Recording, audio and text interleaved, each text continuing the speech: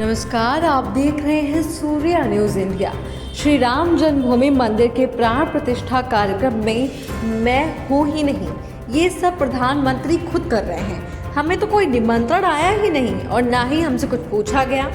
अयोध्या पहुंचे भाजपा नेता सुब्रमण्यम स्वामी राम जन्मभूमि मंदिर के प्राण प्रतिष्ठा कार्यक्रम में न बुलाए जाने से काफ़ी ज़्यादा आहत दिखे। उन्होंने साफ तौर पर कहा कि वह तो अशोक सिंघल के अनुरोध पर श्री राम मंदिर की पैरवी के लिए आगे आए थे।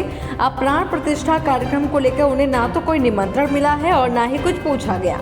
सब कुछ प्रधानमंत्री देख रहे हैं। इसी के साथ उन्होंने केंद्र की भाजपा सरकार पर बड़ा हमला बोला और कहा कि वह ना तो अखबार में उनका बयान छापने देते हैं और ना ही उसे टेलीविज़न में दिखाते हैं। टेलीविज़न में दिखाने पर भी अड़चन पैदा करते हैं। मैं भाजपा में हूँ, हमारी कोई लड़ाई नहीं है, लेकिन हमारे मतभेद हैं। इसी के साथ उन्होंने कांग्रेस पार्टी पर अपने चिर परिचित अंदाज बड़ा हमला बोला और कहा कि कांग्रेस कोई पार्टी नहीं है, ये विदेशियों का एक गुट है। इसमें बाकी सब लोगों की स्थिति गुलाम जैसी है। जब तक नेहरू खानदान की कांग्रेस पार्टी से छुट्टी नहीं होती तब तक उनकी कांग्रेस पार्टी का कोई भविष्य नहीं दिखता।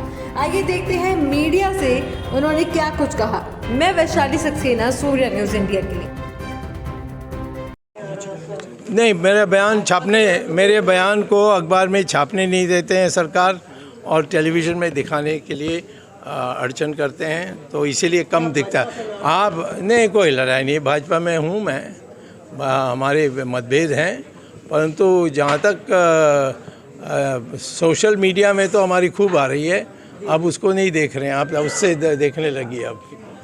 कार्यक्रम है उसमें आएंगे, उनका एक राजनीति का 2024 का ये तैयारी है। इसमें तो मैं तो है ही नहीं हूँ ना, ये सब प्रधानमंत्री खुद कर रहे हैं, तो हमें तो कोई निमंत्रण नहीं है, ना हमसे कुछ पूछा है। तो मुझसे आप पूछने से कोई फ़ायदा नहीं है, क्योंकि मेरे पास कुछ आइडिया नहीं है, कुछ जानकारी नहीं है। लेकिन प्राण प्रतिष्ठा पे लंबे समय से आप वो अशोक सिंघल की प्रार्थना थी, इच्छा थी, और फिर उन्होंने सार्वजनिक विश्व हिंदू परिषद की मीटिंग में कहा कि मैं सुब्रमण्यम स्वामी से ही उम्मीद करता हूँ। उन्होंने राम सेतु को बचाया, तो वही राम मंदिर भी बनाएंगे, तो इसीलिए मैं आया और एक नया आयाम दिखाई मैंने सुप्रीम कोर्ट को कि यहाँ राम पैदा हुए, ये हमारी आस्था है, इसको कोई चुनौती नहीं दे सकता।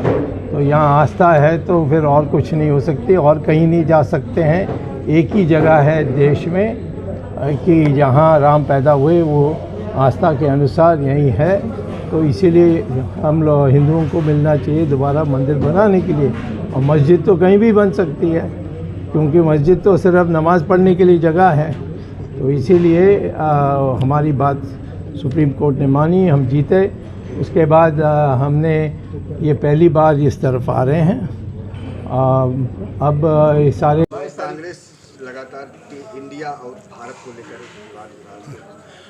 कांग्रेस पार्टी है ही कोई पार्टी, वो तो एक विदेशियों का एक गुट है। उसमें बाकी सब लोग एक गुलाम जैसे हैं।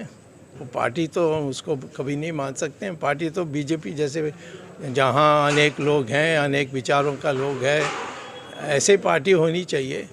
तो कांग्रेस पार्टी का कोई मुझे तो भविष्य नहीं लगता जब तक ये नेहरू परिवार की छुट्टी नहीं होती। इंडिया गठबंधन को आप कैसे देखते हैं?